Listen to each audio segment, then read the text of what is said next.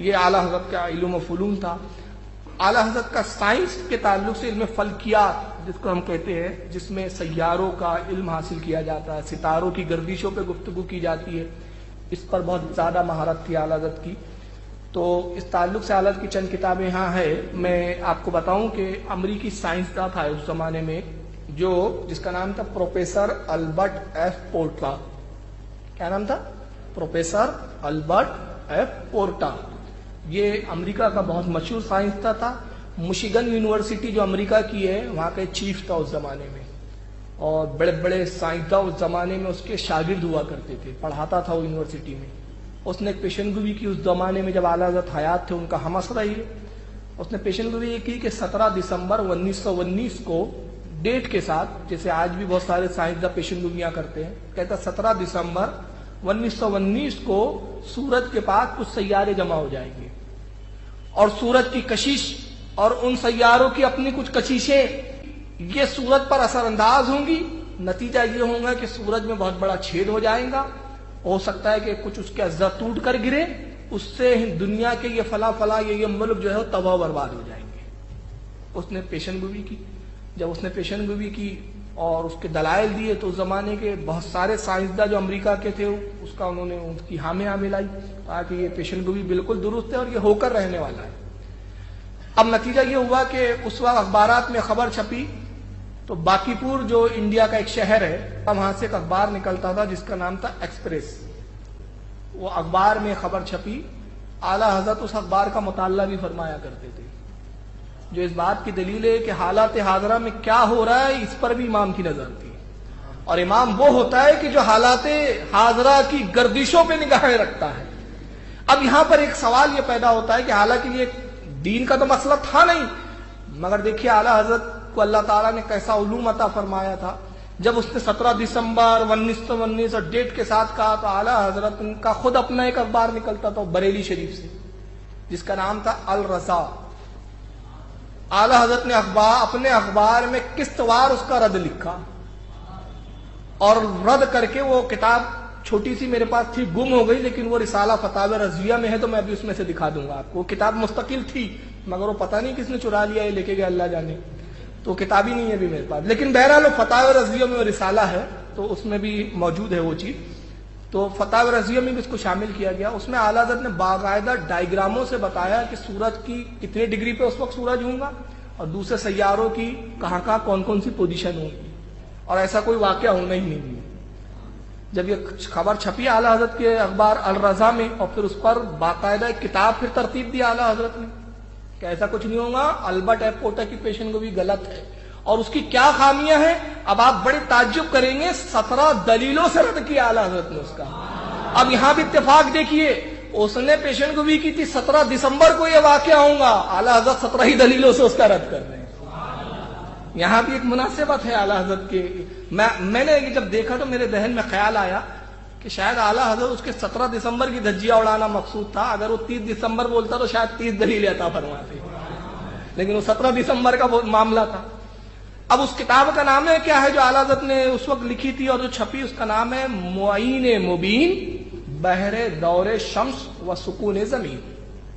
یہ کتاب کا نام ہے. دیکھیے کتاب ہے فتاوی رضویہ شریف کی، اس وقت 27ویں جلد کے اندر وہ رسالہ پورا موجود ہے.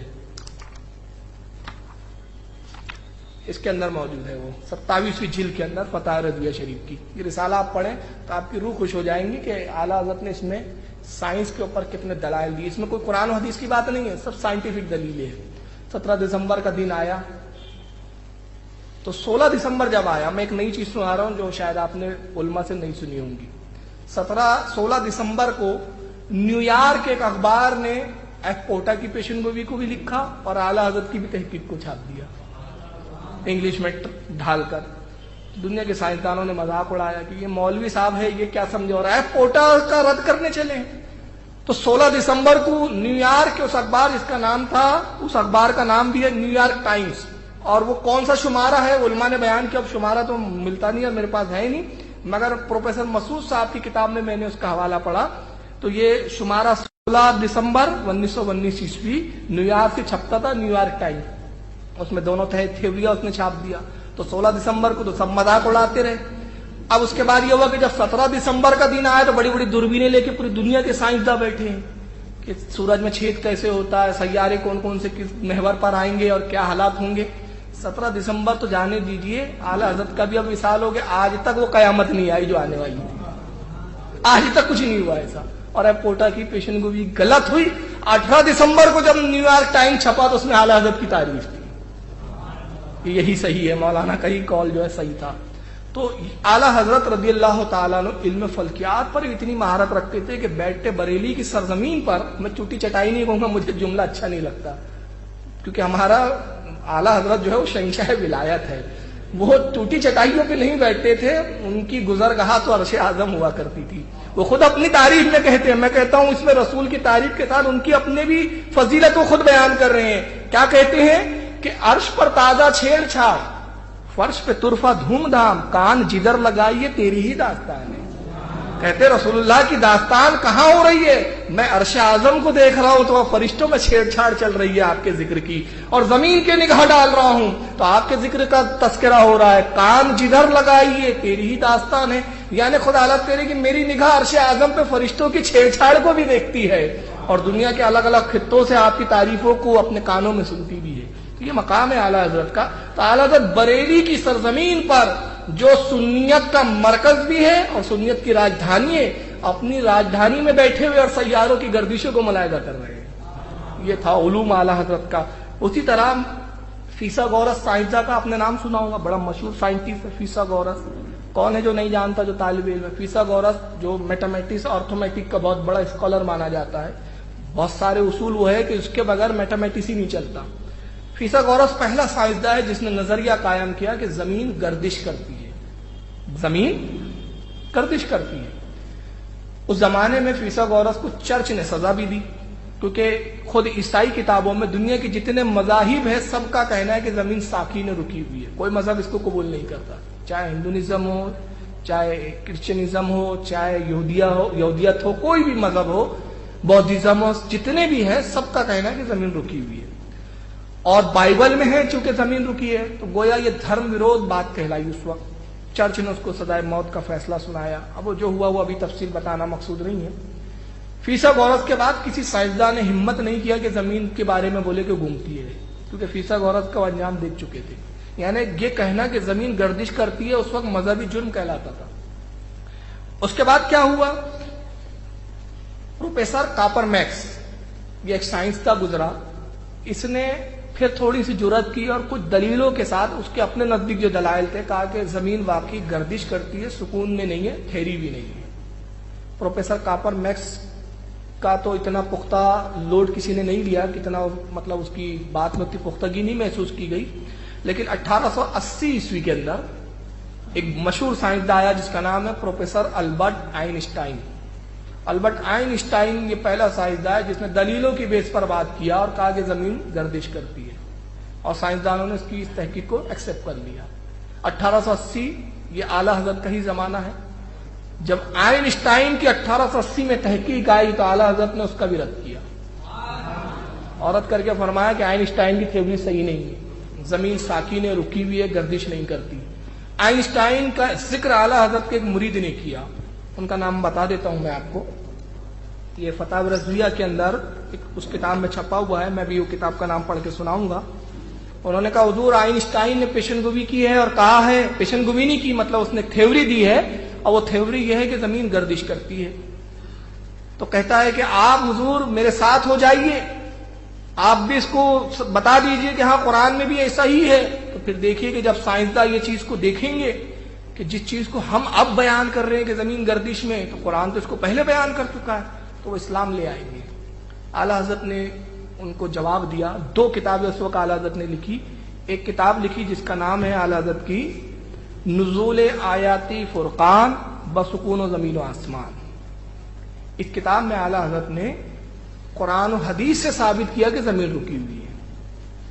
یہ کتاب اسلام کے ماننے والوں کے لیے تھی۔ اب ظاہر ہے یہ تو مسلمان مان لیں گے کہ قرآن میں آیا ہے کہ زمین گردش نہیں کرے، لیکن سائنسداں کیوں ماننے لگے؟ جب وہ اسلام ہی نہیں مانتے تو آپ کے قرآن کی بات کیوں مانے، حدیث کو کیوں مانے؟ ان کے لیے اعلیٰ حضرت نے دوسری کتاب لکھی۔ मगर अपने उस मुरीद को क्या कहते हैं, वो बड़े प्यारे जुमले में पढ़ के सुनाता हूं। कहते हैं मुहिब्बे फकीर, फकीर यानी अपने आप को कह रहे हैं, ऐ मुझसे मोहब्बत करने वाले मेरे मुरीद, साइंस यूं मुसलमान न होगी कि जितने इस्लामी मसाइल हैं उनको आयात व नुसूस में तावीलात दूर अस्कार करके साइंस के मुताबिक कर लिया जाए। यूं तो माज़अल्लाह इस्लाम ने साइंस कबूल किया, ना कि साइंस ने इस्लाम। बात समझ रहे हैं आप?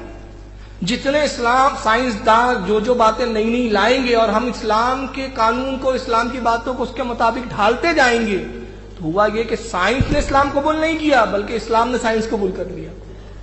तो ये तो ऐसा हो जाएगा। बल्कि वो मुसलमान होंगी तो यूं कि जितने इस्लामी मसाइल से उसे खल्फ है, खिलाफ है, जितने इस्लामी मामलों में साइंस इख्तिलाफ करता है, सब में मसला इस्लामी को रोशन किया जाए, दलाइल साइंस को मरदूद और पामाल किया जाए। इस तरह वो मुसलमान होंगी। आप फरमाते हैं कि जितने मसाइल हैं जहां जहां साइंसदान इस्लाम के खिलाफ बात करते हैं, वहां मुसलमान साइंसदान माहिरीन को चाहिए कि उस पर तहकीक करे और ये साबित करे कि इस्लाम का ही नजरिया सही है। तो इस तरह इस्लाम जो साइंस जो है इस्लाम कबूल करेगी। उन्होंने ये बात लिखी आला हज़रत ने, और उनकी तसल्ली के लिए किताब लिखी जिसका मैंने भी नाम बताया, नुज़ूल आयत फुरकान बसुकून ज़मीनो आसमान। और उसके बाद एक दूसरी किताब आला हज़रत ने लिखी जिसका नाम है फौज़े मुबीन दर रद्दे हरकत ज़मीन। ये किताब देखिए यहाँ, ये है फौज़े मुबीन, जो अभी उर्दू उसका नाम रखा गया है ज़मीन साकिन है। ये छप चुकी है, मेरे पास पुराना भी एक एडिशन है, ये अभी नया आया है बिल्कुल, जिसका नाम है फौज़े मुबीन दर रद्दे हरकत ज़मीन। इस किताब में आला हज़रत ने ज़मीन गर्दिश नहीं करती, इस पर साइंटिफिक दलीलें दी, और इसमें आप जितनी चीजें देखेंगे सब डायग्रामों से और साइंस की जबान में सब गुफ्तगू फरमाई। चुनांचे आला हजरत ने 105 दलीलों से साबित किया कि जमीन रुकी हुई है। अब देखिए जमीन गर्दिश कैसे करती है। बकौल साइंसदानों के दो कुव्वतें मानते हो जमीन के ताल्लुक से, एक होता है नाफरियत और एक होता है जाज़बियत। ये तो उर्दू वर्ड मैंने इस्तेमाल किया, इंग्लिश में जिसको हम कहते हैं अट्रैक्शन और कोटेशन। देखिए अब ये थ्योरी क्या है, न्यूटन जो पहला साइंसदान है जो जमीन की जज्ब की जाज़बियत का कायल था, जमीन के ग्रेविटी का कायल था, न्यूटन पहला है। उसने सेब गिरते हुए देखा, आला हज़रत ने उसका भी रद्द किया। आला हज़रत ग्रेविटी को नहीं मानते, और ग्रेविटी जब तक जमीन में तस्लीम न की जाए उस वक्त तक गर्दिश का मामला हल नहीं होता। तो आला हज़रत ने पहले क्या किया, नाफरियत जो है मतलब दिफा की जो कुव्वत होती है उसका 12 दलीलों से रद्द फरमाया, और उसके बाद जाज़बियत का जो मामला है उसको 50 दलीलों से आपने रद्द किया। इस तरह ये तो कुल कितने हो गए, 72 दलीलें, और बाकी फिर जितनी 105 में जो बचती है उससे जमीन के साकिन होने का सबूत दिया और जमीन के गर्दिश का रद्द फरमाया। अब मैं कुछ दलीलें यहाँ आपको जबानी बता देता हूं, जिसको तफसील है किताब पढ़े थोड़ा सा। एक न्यूटन का एक कॉल है, एक रस्सी लीजिए आप, रस्सी पे एक पत्थर बांध दीजिए और उसको घुमाइए आप। जब आप घुमाते तो क्या होता है, कभी किया है आपने तो प्रैक्टिकल? वो पत्थर आपसे भागना चाहता है, और अगर उसको आप छोड़ दे तो फोर्स से बहुत दूर जाएगा। अब ये एक थ्योरी है, आला हज़रत न्यूटन की इसी थ्योरी से उसी का रद्द करके कहते हैं कि जब तुम ये मानते हो कि जब चीज को कुव्वत से घुमाया जाता है तो उसमें एक फोर्स होता है, बाहर की दिफा की कुव्वत उसमें पैदा होती है, जो दिफाइयत कुव्वत होती है, नाफरियत जिसको हम कहते हैं, बाहर भागना चाहती है। जब ये जमीन इतनी तेजी से घूम रही है तो इसमें 3 हिस्से पानी है, तो फिर चाहिए कि जितने नदी नाले हैं सबका पानी दुनिया से बाहर हो जाए या दुनिया के किनारे पे हो जाए। आप इसका एक प्रैक्टिकल कीजिए, एक प्लेट लीजिए, प्लेट में रेत फैला दीजिए और प्लेट को जोर से घुमाइए गोल, तो आप क्या देखेंगे, जितनी रेत है वो सब किनारों पर हो गई। क्यों? इसमें नाफरियत की कुव्वत, बकौल न्यूटन के। आला हज़रत ने हालांकि नाफरियत का भी इनकार किया। आपने फरमाया कि ये जो भागती है नाफरियत नहीं है बल्कि कुव्वत है, और ये दूसरी कुव्वत है। जितनी कुव्वत से घुमाया जाएगा उतनी कुव्वत उसमें पैदा होंगी, और जितना स्लो घुमाएंगे उतना वो उसकी कुव्वत में कमी वाक़ई होंगी। इस तरह से आला हज़रत ने और भी दलीलें दी। एक दलील पुराने आलिमों की मैं बता देता हूं, आला हज़रत ने उसका हालांकि कुछ जगह नुक्स बताए हैं, लेकिन मैं आपको आम फहम तौर पे बता देता हूं।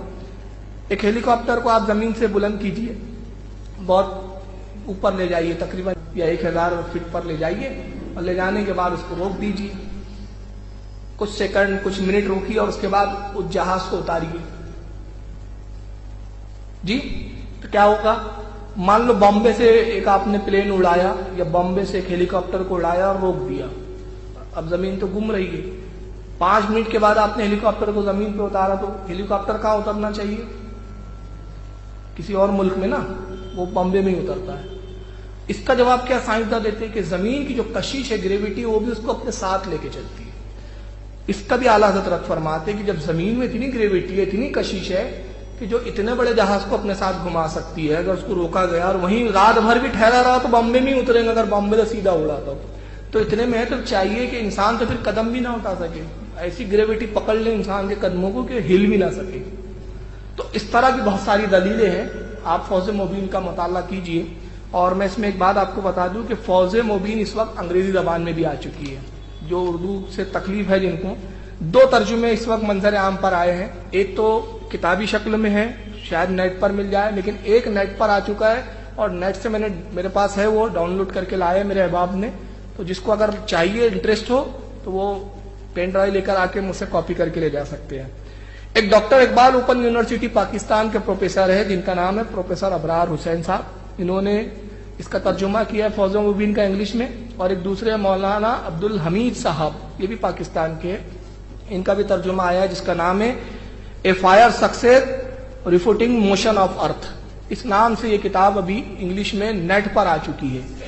اب آئیے میں اس کے بعد ایک چیز بتاتا ہوں آپ کو کہ 1880 میں جو ہے البرٹ ایف پورٹا نے پیشن گوئی کی تھی، کتنے میں؟ 1880 میں۔ اعلیٰ حضرت نے اسی وقت رد کیا، جواب دیا۔ اعلیٰ حضرت کے بہت بعد میں تقریباً 5 یا 6 سال کے بعد سر سید احمد خان نے بھی ایک کتاب لکھی، اور اس کتاب میں بھی سر سید صاحب نے ثابت کیا کہ زمین رکی ہوئی ہے۔ تو اب اگر کسی کو اعلیٰ حضرت کی تھیوری ہضم نہ ہو رہی ہو تو اس کو سر سید کی کم سے کم کر لینا چاہیے۔ تو سر سید نے جو کتاب لکھی اس کا کیا نام ہے؟ اس کا نام ہے قول متین در ابطال حرکت زمین، یہ سر سید نے بھی اس میں ثابت کیا ہے۔ مگر اعلیٰ حضرت اور ان کی کتاب میں کیا فرق ہے؟ 2 فرق ہے۔ پہلا فرق یہ ہے کہ زمین ساکن ہے، یہ پہلے بولنے والے اعلیٰ حضرت ہے جب دنیا پوری مان رہی تھی۔ سر سید کو 5 سال بعد ہوش آیا، ایک بات، اور دوسری بات کہ سر سید نے اس کے اندر قرآن و حدیث سے ثابت کیا، عقلی دلائل سے ثابت کیا کہ زمین گھومتی نہیں ہے۔ مگر اعلیٰ حضرت وہ پہلے شخص ہے کہ جنہوں نے زمین کے ساکن ہونے پر جو ثبوت دیے وہ سائنٹیفک دیے ہیں، اس میں قرآن و حدیث کا سہارا نہیں لیا ہے، اس لیے کہ دنیا کو آپ قرآن و حدیث سے تھوڑی سمجھا سکتے ہیں۔ اعلیٰ حضرت کی تھیوری کی برکتیں کیا ہوئی؟ اور وہ برکتیں یہ ہوئی کہ اعلیٰ حضرت کی اس کتاب کے منظر عام پر آنے کے بعد بہت سارے سائنسدانوں نے اس پہ غور و فکر کیا، اور ایک چھوٹی سی تعداد، ابھی وہ تعداد بہت چھوٹی ہے، اس کو ہم زیادہ بڑی نہیں کہتے، کچھ سائنسداں اعلیٰ حضرت کی تھیوری سے متفق ہو چکے ہیں۔ اور اب تک موجودہ صورتحال یہ ہے 1981 عیسوی میں، اعلیٰ حضرت نے کب لکھا؟ 1880 میں۔ 1981 میں پروفیسر وائن برگ جو گلاسکو کے ایک بہت بڑے سائنٹسٹ ہیں، انہوں نے کتاب لکھی جس کا نام ہے دا فرسٹ 3 منٹس۔ اس کتاب میں اس نے ثابت کیا کہ آئنسٹائن کی تھیوری غلط ہے، زمین رکی ہوئی ہے، ساکن ہے، گردش نہیں کرتی۔ اس کے علاوہ جرمن سے کتاب چھپی ہے جس کا نام ہے، جس میں 100 سائنسدانوں نے اپنے اوپینین، اپنی رائے دی ہے آئنسٹائن کے خلاف کہ آئنسٹائن کی تھیوری غلط ہے۔ سائنسدانوں کو چاہیے کہ دوبارہ پھر اس پہ تحقیق کرے، اور یہ تھیوریاں ہیں، اور تھیوریاں ہمیشہ بدلتی ہے۔ کچھ لوگ اتنے دلدادہ ہے، سائنس کرتے ہیں، مگر وہ بھول جاتے ہیں کہ سائنس ایک تھیوری ہوتی ہے، نظریہ ہوتا ہے، نظریے رد ہوتے رہتے ہیں۔ پہلے سائنس تو یہ بھی مانتی تھی کہ سورج رکا ہوا ہے، آپ بولتے گردش کر رہا ہے۔ سائنس ایک زمانے میں سائنسداں کہتے تھے انسان بندر ہے، اب نہیں مانتے بندر ہے۔ تو تھیوریاں بدلتی ہیں، تو ضروری نہیں ہے کہ اگر آئنسٹائن نے کہہ دیا تو یہی حرف آخر ہو، تحقیق کرو تو یہی ثابت ہوگا کہ زمین رکی ہوئی ہے۔ تو ابھی 100 سائنسدانوں نے مل کر اپنی ایک رائے دی، اور جو مستقل ایک کتاب میں چھپی ہے جس کا کتاب کا نام ہی ہے دا 100 author again Einstein, 100 author against Einstein, 100 مصنف، 100 رائٹر جو آئنسٹائن کے اگینسٹ میں ہیں۔ چنانچہ یہ ساری جو تحقیقاتیں ہوئی ہے یہ سب اعلیٰ حضرت کے بعد ہوئی۔ اعلیٰ حضرت رضی اللہ تعالیٰ عنہ نے فوز مبین کے علاوہ علوم جدید پر جو بہت ساری کتابیں لکھی، جس کی تعداد تقریباً 14 ہے، ان میں سے 3 یا 4 میرے پاس ہیں، ان کے میں نام بتاتا ہوں، میں ٹیبل پہ رکھی ہوئی ہے۔ ایک کتاب کا نام ہے طلوع و غروب نیرین، دوسری ہے استقراء تقویمات کوکب، تیسری ہے معادن علوم در سنین ہجری و عیسوی و رومی، इस्तखराज उसूल कमर, ये 4 किताबें तो अल्हम्दुलिल्लाह मेरे पास मौजूद है। कुल 14 किताबें उलमा बताते हैं कि आला हज़रत ने सैयारों और सितारों की गर्दिशों पर और उसके ताल्लुक से बयान फरमाया है। तो आला हज़रत रज़ी अल्लाह ताला अन्हु मॉडर्न उलूम पर इतने माहिर थे। 19वीं सदी तक, 19वीं ईस्वी तक ये लोगों का ख्याल था कि एटम तकसीम नहीं किया जा सकता, तोड़ा नहीं जा सकता। पहले मैं एटम बता दूं, एटम बोलते किसको है? एटम हम बोलते हैं, ये नहीं है ये एटम बोलते हैं। अरे यार कोई अच्छा नया एटम दिखाओ। एटम साइंस की जबान में क्या है वो बताता हूं। किसी भी चीज का सबसे छोटा जर्रा जो होता है, बारीक से बारीक जर्रा, उसको एटम कहते हैं। यानी साइंस की जबान में 1900 ईस्वी तक ये कहा जाता था कि वो चीज, वो जर्रा जिसको तोड़ना नामुमकिन हो, वो एटम है। मिसाल के तौर पे एक चाक लीजिए आप, चाक को तोड़िए, एक टुकड़ा लीजिए, एक टुकड़ा फेंक दीजिए, फिर जो एक टुकड़ा आया उसको फिर तोड़िए, उसमें का फिर एक टुकड़ा फेंक दीजिए, दूसरे टुकड़े को लीजिए, उसको तोड़िए, तोड़ते जाइए, तोड़ते जाइए, तोड़ते जाइए, चाहे हाथ से, मशीन से, जिस जरिए से आप तोड़ के आखिरी जर्रा बचे, जिसको अब तोड़ना आपसे मुमकिन ना हो, उसे कहते हैं साइंस की जबान में एटम। ये 19वीं सदी तक था। सबसे पहले 1898 में 98 में जे थॉमसन, ये साइंसदान गुजरा है, इसने तहकीक की। ये सन याद रखे क्योंकि मौजू आला हजरत है, ये साइंसदान नहीं है।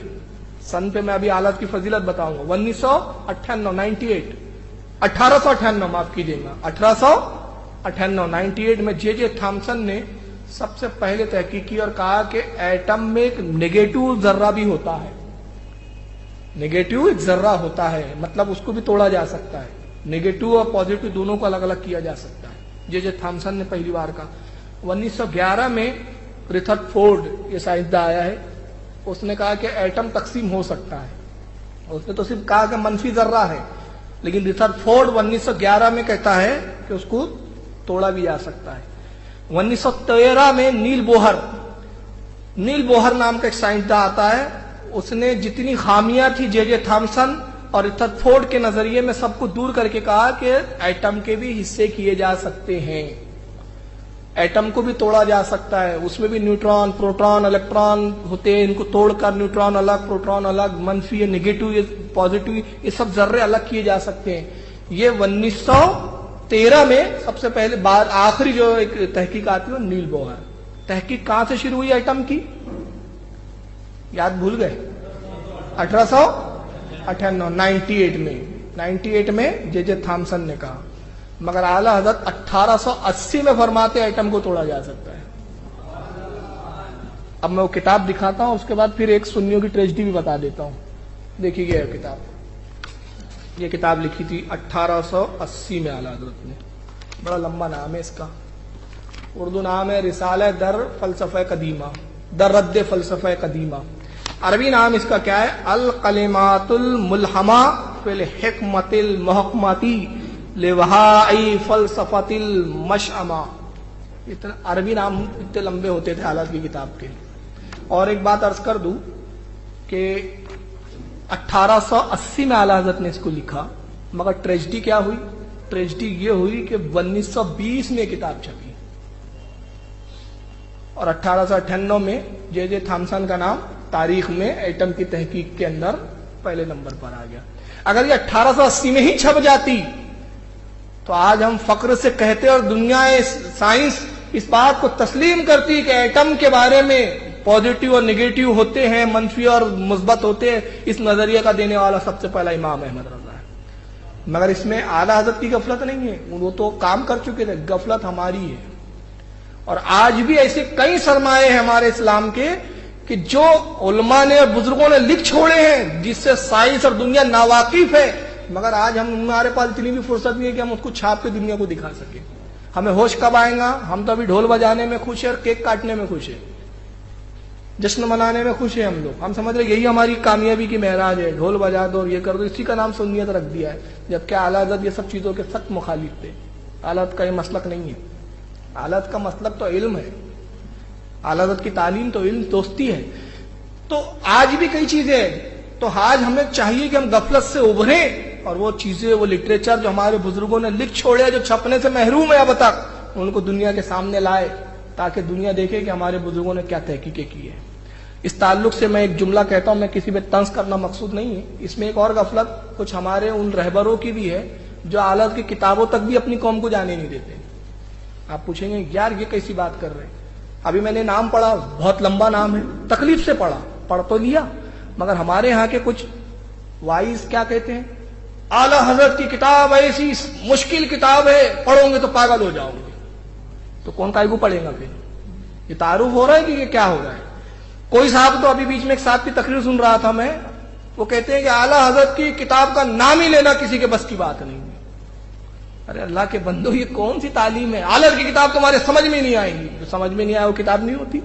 یہ مت بولیے آپ، بلکہ بولیے کہ ہاں اعلیٰ حضرت کا ادب بہت مشکل ہے، اعلیٰ حضرت کے ادب میں بہت گہرائی ہے، بہت فصاحت ہے، پڑھو سمجھو، نہ سمجھ میں آئے تو علماء سے پوچھو۔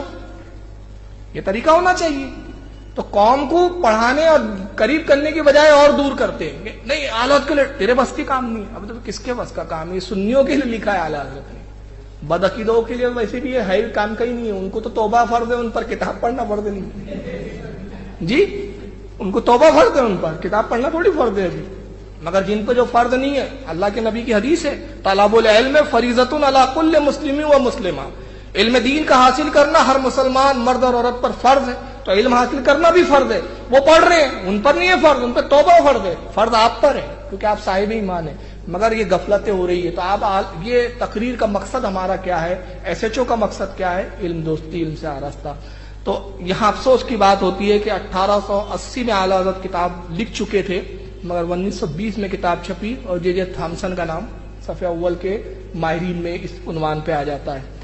ایک فن اور ہوتا ہے جس کو ہم اب کہتے ہیں علم صوتیات۔ یہ کیا ہوتا ہے؟ جس کو انگریزی میں کہتے ہیں فونوٹیشین سائنس۔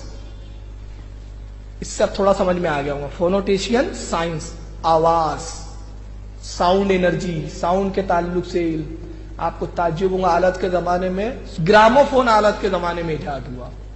وہ دیکھا ہوگا آپ نے، کیسٹ رکھتے تھے، پھر اوپر سے ایسا وہ رکھ دیتے تھے، اس میں ایک باریک سی پن ہوتی تھی، وہ گھومتے رہتی تھی، سی ڈی کی بڑی شکل ہوتی تھی اس کی۔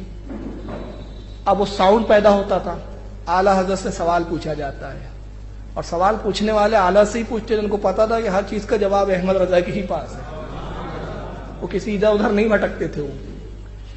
اب سوال دیکھیے، مسلمان اس وقت کے کتنے بیدار تھے، سنی کتنا بیدار ہوتا تھا۔ سوال یہ ہوا کہ یہ جو ہے یہ گراموفون جو ہے، گراموفون میں اگر قرآن ریکارڈ کیا جائے اور اس کو سنا جائے تو کیا شریعت کا حکم ہے؟ پہلا سوال۔ اس پر نعت سنی جائے تو کیا حکم ہے؟ تقریر ریکارڈ کر کے سنی جائے تو کیا حکم ہے؟ اعلیٰ حضرت نے ایک لائن میں جواب دے دینا چاہیے تھا، جائز ہے ناجائز ہے، جو بھی جواب دینا تھا، لیکن قربان جائیے اعلیٰ کے علم سائنس پر، علم صوتیات پر، فونوٹیشین سائنس پر کتنا عبور تھا۔ اعلیٰ حضرت نے اس پہ پوری کتاب لکھی جس کا نام ہے الکشف شافیہ حکم فونو جرافیہ۔ پوری کتاب لکھ کے ساؤنڈ انرجی پہ پوری بحث کی ہے اس میں، اور بتایا کہ ساؤنڈ یہ ریکارڈ بناتا کیسے ہے، یہ ریکارڈ استعمال ہوتا ہے، اس میں اسپیڈ بھی ہوتی ہے، اسپیڈ شراب کے حکم میں ہے، اور کون کون سے مٹیریل اس میں یوز ہوتے ہیں۔ چونکہ اس میں اسپیڈ ہے لہذا اس میں قرآن ریکارڈ کرنا جائز نہیں، اعلیٰ فرماتے ہیں۔ اور اگر ریکارڈ ہے کسی نے لایا اور آپ تو نہ کیجئے، مگر ریکارڈ شدہ آئی ہے تو کہتے کچھ معاملوں میں اصل کا حکم ہے، کچھ معاملوں میں اصل کا نہیں ہے۔ مثلاً جیسے اس سے نعت وغیرہ سن رہے تو وہ جائز و مباح ہے، قرآن بھی مباح ہے، مگر اس سے آیت سجدہ سنیں گا تو سجدہ تلاوت واجب نہ ہوگا۔ تو یہ اسلامی فنون بھی اس میں، اسلامی مسائل بھی بتاتے جا رہے ہیں، اور ساتھ ساتھ سائنس کی زبان میں آواز کی لہریں، آواز کے ارتعاش، آواز کیسے پیدا ہوتی ہے، کیسے کانوں تک آتی ہے، کیسے انسان سنتا ہے، پورے علم صوتیات کے باریک گتھیوں پر بھی بحث کرتے جا رہے ہیں۔ تو یہ ہمارے امام کی شان ہے کہ ماڈرن علوم پر آلت کی اتنی وہ تھی۔ اب ایک بڑا دلچسپ میں ٹاپک چھیڑ رہا ہوں، یہ ہے علم طیبیات، جس کو ہم فزکس کہتے ہیں اپنی زبان میں۔ علم فزکس پہ اعلیٰ حضرت کی کیا مہارت تھی، اس تعلق سے میں چند باتیں ہاں آپ کے سامنے پیش کر رہا ہوں۔ پانی ہوتا ہے، واٹر، تین نظریے ہے اس تعلق سے پانی کے رنگ کو لے کر۔ اعلیٰ حضرت تین نظریوں کا رد کرتے، چوتھا نظریہ عطا فرماتے ہیں، اور وہی صحیح ہے۔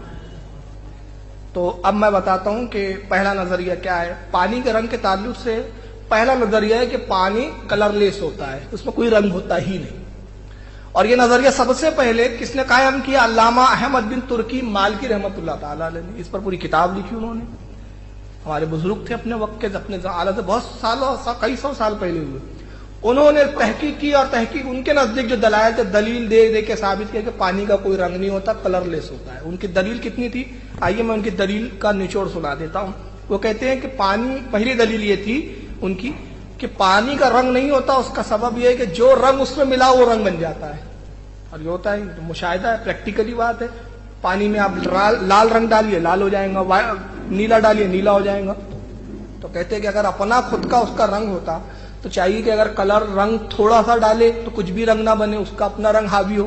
مگر ہوتا ہے کہ وہ رنگ کا اثر لے لیتا ہے، تو اس کا مطلب وہ کلر لیس ہوتا ہے، اس میں رنگ نہیں ہوتا.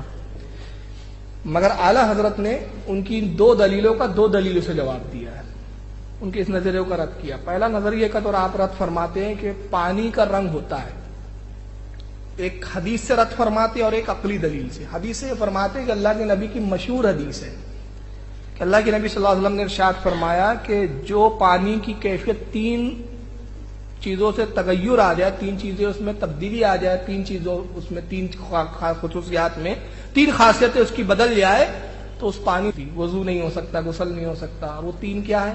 پہلی چیز ہے مزہ، پہلی چیز مزہ، دوسری چیز بو، اور تیسرا رنگ. مثلا جو رنگ ہے پانی کا، اس تعلق سے میں حالت کا ایک واقعہ سنا دیتا ہوں، بہت آسان ہو جائیں گی. حدیث میں آیا ہے کہ جب وضو کرو تو تین سنتیں ہیں پہلے، اس کے بعد فرض ہے. وضو میں چار فرض ہیں، آپ کو معلوم ہے وضو میں چار فرض ہیں. پہلا فرض کیا ہے؟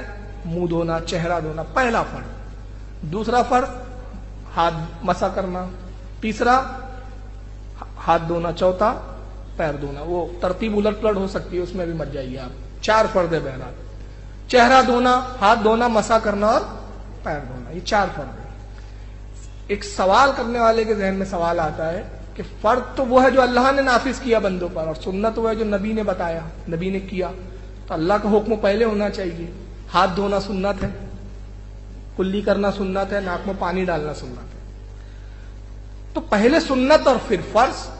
یہ سوال اس کے ذہن میں آیا تو وہ علماء کی طرف اس شخص نے رجوع کیا اور علماء سے پوچھتا کہ حضور یہ کیا بات ہے، فرض بعد میں اور سنت پہلے ہے. تو ہر عالم کہتا بھئی اللہ کے نبی کا حکم ہے. وہ کہتا نہیں، مجھے حکمت بتائیے، حکمت سمجھائیے، اس کی گہرائی میں کیا ہے وہ بتائیے. کوئی عالم جواب نہیں دیتا. سب کہتے کتابوں میں لکھا ہے، حدیث میں لکھا ہے، اللہ نے جو ہے اپنے نبی سے فرمایا کہ اسی طرح وضو کا حکم دو، نبی نے جو کیا اسی پہ عمل کرنا چاہیے. اس طرح جواب دیتے، کوئی جواب نہیں دیتا. وہ کئی علماء سے پوچھتا رہا مگر کہیں اس کو جواب نہیں ملا، یہاں تک کہ بریلی شریف حاضر ہوتا ہے. اعلیٰ حضرت کی خدمت میں پہنچا تو اس وقت اعلیٰ حضرت نماز کے لیے وضو ہی بنا رہے تھے. تو کہتا حضور ایک مسئلے کے لیے حاضر ہوا ہوں، نماز کے بعد ملاقات کا وقت عطا فرمائیے تاکہ گفتگو میں ایک مسئلے کی تعلق سے کروں. تو آپ وضو فرماتے پوچھ لیجیے. اعلیٰ سے کہتے حضور مسئلہ بڑا پیچیدہ ہے، کئی علماء اس کا جواب نہیں دے سکتے. تو اعلیٰ فرماتے آپ بیان تو کیجیے، اللہ کے رسول کا کرم ہو گیا تو فقیر جواب عطا فرما دے گا. انہوں نے کہا حضور یہ مسئلہ ہے، سنت پہلے ہے، فرض بعد میں، اس کا سبب کیا ہے؟ تعالیٰ فرماتے ہیں کہ میاں اس کی حکمت یہ ہے کہ اللہ کے نبی کی حدیث ہے کہ پانی میں تین چیزیں بدل جائے، اس میں تغیر آ جائے تو وہ پانی وضو کے لائق نہیں رہتا. پہلی چیز یہ کہ یا رنگ بدل جائے پانی کا، دوسری چیز کہ مزہ بدل جائے، اور تیسری چیز اس میں بو جو ہے پیدا ہو جائے. تو یہ وضو جب کرتا ہے بندہ، فرض ادا کرنے سے پہلے سنت اس لیے رکھی گئی کہ جب ہاتھ دھونے کے لیے پانی لیتا ہے تو پانی کا رنگ دیکھ لیتا ہے، ایک ٹیسٹ ہوتا ہے. دوسرا کلی کرتا ہے تو مزہ معلوم ہو جاتا ہے، اور جب ناک میں ڈالتا ہے تو بو معلوم ہو جاتی ہے. اور جب تین ٹیسٹ سے پانی پاس ہو جاتا ہے تو اب فرض اس کو ادا کرنے کے لائق ہوتا ہے، اب فرض کی ادائیگی ہو گئی ہے. تو یہ سنت نبی نے اس لیے رکھ لی کہ پانی کا پہلے ٹیسٹ ہو جائے. تو یہ ضمن میں نے واقعہ عرض کر دیا اس کے تعلق سے. لیکن اصل واقعہ یہ ہے کہ اللہ کی پہلی دلیل کہ پانی کا رنگ ہوتا ہے وہ کیا کہ اگر رنگ نہ ہوتا تو نبی کیوں کہتے رنگ بدل جائے؟ نبی کیا کہہ رہے رنگ بدل جائے تو اس کا اپنا ایک رنگ ہوتا ہے، اور اس رنگ سے اس کا تغیر ہو جائے، تبدیلی آ جائے تو وضو کے لائق نہیں. پہلی یہ دلیل تھی اعلیٰ حضرت کی. اور دوسری دلیل اعلیٰ حضرت ان کے رد میں فرماتے ہیں کہ دوسری دلیل یہ ہے کہ جو چیز کلر لیس ہوتی ہے، جس میں کوئی رنگ نہ ہو، وہ دکھائی ہی نہیں دیتی. دیکھنے کے لیے رنگ کا ہونا ضروری ہے، بغیر رنگ والی چیز دکھتی ہی نہیں ہے. مثلاً ہوا کا کوئی رنگ نہیں ہے تو ہمیں ہوا نظر نہیں آتی. اب پانی تو دکھتا ہے، تو ظاہر ہے جب دکھتا ہے تو اس کا اپنا کلر ہے. تو چنانچہ انہوں نے علامہ احمد بن ترکی مالکی رحمۃ اللہ علیہ کے اس نظریے کا رد کیا. تو پہلا نظریہ کیا تھا علماء کا، پرانے علماء کا، ہمارے بزرگ علماء کا؟ یہ بھی اپنی وقت علماء ہے، عالم ہے، ہمارے قابل احترام ہے، مگر یہ تحقیق فن کا معاملہ ہے. اور پہلا نظریہ یہ تھا کہ پانی کا رنگ نہیں ہوتا. دوسرا نظریہ علماء کا یہ ہے کہ پانی کا رنگ ہوتا ہے اور وہ سفید ہوتا ہے، وہ سفید ہوتا ہے. اب یہ نظریہ سب سے پہلے بیان کرنے والے علامہ یوسف بن سعید اسماعیل مالکی رحمۃ اللہ تعالی علیہ. انہوں نے کہا کہ پانی کا رنگ تو ہوتا ہے مگر وہ سفید ہوتا ہے. اعلیٰ حضرت نے ان کا بھی رد فرمایا، کہا نہیں، پانی کا رنگ سفید بھی نہیں ہوتا، رنگ ہوتا ہے لیکن سفید نہیں ہوتا. انہوں نے 3 دلیلیں دی اس تعلق سے. علامہ اسماعیل علیہ رحمہ نے 3 دلیلیں دی پانی کے سفید رنگ ہونے. پہلی دلیل دیتے ہیں کہ مشاہدہ، ہم دیکھتے ہیں اپنی آنکھوں سے وائٹ سفید دکھتا ہے پانی، تو پہلی دلیل تو مشاہدہ ہے. کہتے دوسری دلیل حدیث پاک ہے. دیکھیں وہ حدیث لاتے ہیں، اللہ کے نبی نے فرمایا کہ حوض کوثر کی نہر دودھ سے زیادہ سفید اور مشک سے زیادہ خوشبودار ہے. یہ ان کی دلیل تھی. سرکار نے کہا حوض کوثر جو میرا کوثر ہے، میری نہر ہے کوثر میں، اس کا پانی دودھ سے زیادہ سفید. تو کہا دیکھو رسول نے کہا دودھ سے زیادہ سفید، تو مطلب سفید ہے. یہ دوسری دلیل تھی. تیسری دلیل کہ جب پانی کو ہم جما دیتے ہیں، برف بن جاتی ہے، تو وہ سفید دکھتا ہے. یہ 3 دلیل تھی. اب اعلیٰ حضرت تینوں دلیلوں کا رد کیسے کرتے ہیں؟ یہ ہے اعلیٰ حضرت کی شان. پہلی دلیل آپ فرماتے ہیں کہ صرف اگر مشاہدے پر ہی آپ نے بات رکھی ہے تو چلیے اسی پانی کو لیجئے، ایک وائٹ کپڑا لیجئے آپ اور اس پہ پانی ڈال دیجئے سفید کپڑے پہ. پانی کا رنگ کون سا ہوتا ہے؟ سفید کا ہوتا ہے. کبھی ڈال کے دیکھو بلا آپ اپنے، ہلکا کالا پن جھلکتا ہے. حالت کہتے ہیں اگر پانی کا رنگ سفید ہوتا تو سفید میں مل کے تو اور سفید دکھنا چاہیے، وہ کالی پن کیوں نظر آتا ہے؟ ہلکا سا، ہلکا براؤنش. ایک چیز. دوسری دلیل کیا دیتے ہیں؟ دودھ سفید ہے، دودھ میں جب آپ پانی ملا دو تو دودھ میں ہلکا نیلا پن جھلکتا ہے. آپ پریکٹیکل کر کے دیکھ لینا. تعالیٰ کہتے ہیں جب پانی سفید ہے تو دودھ بھی سفید ہے، دودھ میں پانی ملایا تو اور وائٹنس بڑھ جانا چاہیے. یہ نیلاٹ کیوں آ رہی ہے، نیلا پن کیوں آ رہا ہے؟ اور تیسری دلیل کیا دیتے ہیں کہ نبی پاک نے جو فرمایا کہ میری نہر دودھ سے زیادہ سفید، میری کوثر کا پانی. اعلیٰ فرماتے ہیں وہاں کی دنیا کے احکام ہی الگ ہے. جب آپ نے حدیث کا ایک ٹکڑا لے لیا، حضرت علامہ اسماعیل کو مخاطب کر رہے، جب آپ نے حدیث کا ٹکڑا لے لیا کہ کوثر جو ہے میری دودھ سے زیادہ سفید، تو رسول نے یہ بھی تو کہا کہ مشک سے زیادہ خوشبودار، جبکہ یہاں کا پانی خوشبودار نہیں ہے. یہ ادھوری دلیل تو کام نہیں دیں گی. اور دوسرا کیا کہتے ہیں کہ وہاں کے احکام، وہاں کے معاملات الگ ہے. مثلا ہماری آگ روشن ہے، لال ہے، سرخ ہے، اور اللہ کے نبی کی حدیث ہے جہنم کی آگ کالی ہے. تو اب اس حدیث کی دلیل سے آپ یہاں کی آگ کو کہیں گے آگ کالی ہے، کوئی مذاق اڑائے گا، کہیں گے دیکھو کالی کالی آگ جل رہی ہے، یہ تو لال ہے، کہاں سے آگ کالی ہے؟ تو یہ دلیل نہیں ہے. اب تیسری دلیل انہوں نے جو علامہ اسماعیل مالکی رحمۃ اللہ علیہ، سعید اسماعیل مالکی رحمۃ اللہ علیہ نے جو بیان کی تھی، تیسری دلیل ان کی کیا تھی کہ جب یہ جما دیتے ہم پانی تو برف بنتا ہے، برف سفید ہوتا ہے. حضرت فرماتے ہیں کہ سفیدی کا سبب کیا ہے؟ جمنا اس کا رنگ نہیں ہے، در حقیقت روشنی میں سے جب ہوا جب جو ہے کسی چیز میں سے گزرتی ہے تو اس چیز کو چمکدار بنا دیتی ہے. تو جب برف جمتی ہے تو کہیں کہیں اس میں ہوا داخل ہوتی ہے، باریک باریک آپ نے دیکھے ہوں گے ببلز بن جاتے ہیں اندر، اس کی روشنی، اس کی لائٹ اس کو وائٹ دکھاتی ہے. اور اس کی دلیل میں آپ کہتے ہیں کہ اگر یہی ہے کہ جمنے کے بعد وہ سفید ہو دکھ رہی ہے تو آپ کہہ رہے ہیں تو مچھلی کا آپ کاٹیے، مچھلی کی جو صوبت نکلتی ہے، جو سرخ رنگ ہوتا ہے مچھلی کا، مگر وہ جمنے کے بعد سفید نظر آتا ہے. اور دوسرا الگ آخری جو دلیل دیتے ہیں وہ کہتے ہیں کہ خون لال ہوتا ہے مگر جمنے کے بعد اس کا رنگ کالا، ڈارک براؤنش، بہت براؤن ڈارک دکھتا ہے، ایک دم کالے کے قریب. حالت کہتے ہیں کہ اگر جمنے میں اس کا یہ رنگ کالا دکھا تو کیا آپ اس پر کہیں گے کہ خون جو ہے وہ کالا ہے، لالی کہیں گے؟ تو غرض کی یہ دلیل بھی کام نہیں آئی. تیسری دلیل جو علماء کی تھی وہ ہے کہ اب وہی جو آپ کہہ رہے تھے پانی کا رنگ کالا ہوتا ہے، اور یہ کہنے والے علامہ صفتی رحمۃ اللہ تعالی علیہ تیسرا نظریہ ہے کہ پانی کا رنگ کالا ہوتا ہے. اور ان کی دلیل کیا تھی؟ ان کی دلیل حدیث پاک ہے کہ اللہ کے نبی حضرت عائشہ صدیقہ کہتی ہے کہ نبی پاک صلی اللہ علیہ وسلم کے گھر میں اکثر فاقے ہوتے، آپ کے گھر چولہا نہیں جلا کرتا تھا کئی روز تک، اپنے بھانجے سے فرماتی ہے. تو ان کے بھانجے حضرت عائشہ سے کہتے ہیں ام المومنین پھر آپ کیا کھایا کرتی تھی، رسول اللہ کیا کھایا کرتے تھے جب چولہا نہیں جلتا کئی دن؟ تو حضرت عائشہ کہتی ہے کہ اللہ کی نبی اور میرا 2 چیزوں پہ گزارا ہوتا، 2 کالی چیزوں پہ گزارا ہوتا، ایک کھجور اور ایک زمزم، ایک کھجور اور ایک زمزم. علامہ صفتی رحمت اللہ تعالی علیہ اس حدیث سے دلیل لے کے کہتے ہیں کہ پانی کا رنگ کالا ہوتا ہے اس لیے کہ حضرت عائشہ نے کھجور تو کالی ہوتی ہے اس کے ساتھ پانی کو بھی کالا فرمایا کہ 2 کالی چیزیں. تو اعلیٰ حضرت نے اس کا بھی رد فرمایا کہ ایک چیز کو اغلب کہہ کر دوسری چیز کو غالب مان کر کہہ دیتے ہیں، اور اس کا جواب دینے کے بعد وہ تفصیلات ہیں. آخری میں جو تحقیق فرماتے وہ کہتے ہیں کہ پانی کا رنگ نہ سفید ہوتا ہے نہ کالا ہوتا ہے نہ وہ کلر لیس ہوتا ہے، بلکہ وہ مائل با سیاہ، یعنی کالے سے کم اور سفید سے زیادہ درمیانی کیفیت میں ہوتا ہے. چنانچہ اعلیٰ حضرت رضی اللہ تعالیٰ عنہ کا آپ فزکس پر عبور دیکھیں تو آپ تعجب میں پڑ جائیں گے کہ اعلیٰ حضرت پانی کی کیفیات اور اس کے رنگ پر بھی کتنی مہارت رکھتے تھے. اب آئیے پانی کی ڈینسٹی پر اعلیٰ کے عبور کا عالم کیا تھا پتہ ہے؟ اب یہ بڑا عجیب سوال ہے، میں نے جب پڑھا تو مجھے بڑا تعجب ہوا. یہ عرفان شریعت ہے اور اس کا صفحہ نمبر 25 ہے. صفحہ نمبر 25 پر اعلیٰ سے ایک سوال پوچھا گیا. اب دیکھیے سوال پوچھنے والی بھی کیسے سوال لاتے تھے. وہ تھانوی اور گنگوئی کے پاس جاتی ہی نہیں تھے ایسے سوال لے کے، ان کو پتا تھا کچھ نہیں ہے یہاں پر. اور وہ تو کل آپ سنیں گے ہمارا مجدد تمہارا مجدد. اب کل کا موضوع دلچسپ ہے انشاءاللہ. سوال یہ ہوتا ہے کہ زکوٰۃ سونے اور چاندی پہ فرض ہے. زکوٰۃ کس چیز پر فرض ہے؟ سونے اور چاندی پہ. ایک ہار بنا ہوا ہے جس میں نگ بھی لگے ہوئے ہیں. اب اس ہار میں نگ ہے تو نگ کا بھی وزن ہے اور سونے کا بھی وزن ہے. اب اس ہار سے نگ الگ کریں گے تو ہار بیکار ہو جائے گا. یاد نہیں ہے کہ سونا کتنے گرام تھا یا کتنا تولا یا کتنا ماشا تھا. زکوٰۃ سونے پر ہے، نگ پر نہیں ہے، کانچ کے ٹکڑوں پر نہیں ہے، تو زکوٰۃ کیسے ادا کی جائے؟ ابھی سوال ہے.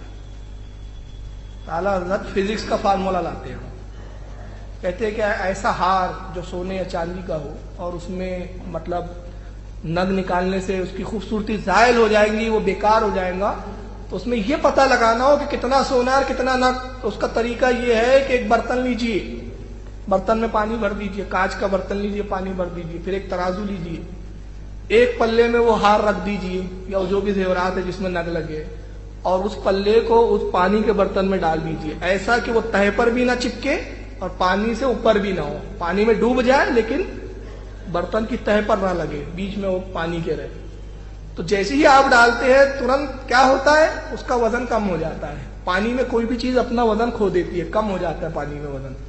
اس کے بعد کہتے ہیں جو باہر دوسرا ہوا میں پلہ اس میں وزن ڈالتے جائے گی. جب پلہ ترازو کا برابر آ جائے تو جتنا وزن ہے اس کو شمار کر لیجئے، وہی سونے کا وزن ہے.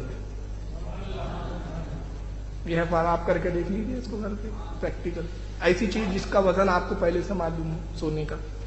تو یہ فزکس کا فارمولا دیتے ہیں. ایک لائن کا سوال ہوتا ہے اعلیٰ حضرت سے. سوال کیا ہے؟ جائز ہے اور کس پانی سے وضو جائز نہیں. ایک لائن کا جواب ہے اس کا، مائع مستعمل پانی سے وضو جائز نہیں، جو پانی مائع مستعمل نہ ہو اس سے وضو جائز ہے. ہو گیا جواب. مگر اعلیٰ حضرت قلم کے دھنی تھے، شہنشاہ قلم تھے. اب پوچھنے والے نے پوچھا تو دریا علم جوش میں آیا اعلیٰ حضرت کا. جب قلم چلنے لگتی ہے پوری مستقل کتاب لکھتی ہے اعلیٰ حضرت، اور لکھنے کے بعد پانی کی کتنی قسمیں؟ 306 قسمیں بیان فرماتے ہیں. اور ان 306 قسموں میں پانی میں آپ 160 قسمیں بتاتے ہیں جس سے وضو کرنا جائز ہے، اور 146 قسمیں وہ ہیں جس سے وضو کرنا ناجائز ہے. پھر اس کے بعد آپ دنیا کے مختلف سمندروں کے پانی کی تاثیر پہ گفتگو کرتے ہیں. افریقہ میں ایک درخت ہوتا ہے، اس کی شاخ ہوتی ہے، بیل ہوتی ہے، بیل. اعلیٰ اس بیل کا ذکر کرتے ہیں. کہتے ہیں کہ جب اس کو آپ نچوڑتے ہیں اس میں پانی نکلتا ہے، اور اتنی بڑی بیل لی جائے تو اتنا گیلن پانی نکل جائے گا. اس سے وضو کا کیا حکم ہے؟ پوری پانی پر بحث کرتے ہیں، اور بحث کر کے 306 قسم پانی کی یہاں پر دعوے سے کہا جا سکتا ہے کہ دنیا کی کوئی ایسی کتاب نہیں ہے فتاوی رضویہ کے علاوہ جس میں پانی کی 306 قسموں کا بیان کیا گیا ہو سوائے فتاوی رضویہ۔ تو یہ اعلیٰ حضرت کے علم فزکس اور یہ اس پر مہارت کہاں حاصل تھی۔ تو یہ اعلیٰ حضرت کے علوم کا عالم تھا کہ سرکار اعلیٰ حضرت علم ارضیات ہو، علم کیمیا ہو، کیمسٹری ہو، بایولوجی پر بھی آپ کی کتابیں ملتی ہیں، اس کے علاوہ علم طب پر آپ کی تھیوریاں اور آپ کے نظریات ملتے ہیں۔ آپ فتاوی رضویہ کا جس اینگل سے مطالعہ کرو آپ کو ہر چیز اس کے اندر آپ کو نظر آتی ہے۔ یہی وجہ ہے کہ اپنے تو اپنے غیر بھی اعلیٰ حضرت کے علم کو لوہا مانتے ہوئے نظر آتے ہیں۔ یہ فضل خداوندی تھا اعلیٰ حضرت پر، یہ سب رسول اللہ کی بارگاہ سے عطا کیے گئے تھے۔ آج ضرورت ہے کہ اعلیٰ حضرت کی ان کتابوں کا ہم مطالعہ کریں، دوسروں تک پہنچائیں، اور آج ماشاءاللہ بہت ساری کتابیں تو چھپ بھی چکی ہے، چھپ رہی ہے، اور یہاں تک کہ نیٹوں پر آنے لگی ہیں۔ آپ یہ کتابوں کو حاصل کریں، پڑھیں، نہیں سمجھ میں آئے تو جو جاننے والے ہیں، پڑھنے والے، سمجھنے والے، ان کی طرف رجوع کریں، ان سے سمجھیں۔ اللہ تعالیٰ سے دعا ہے کہ مالک کائنات ہمیں اعلیٰ حضرت کے علم سے استفادہ کرنے کی توفیق عطا فرمائے۔ وما علینا الا البلاغ المبین۔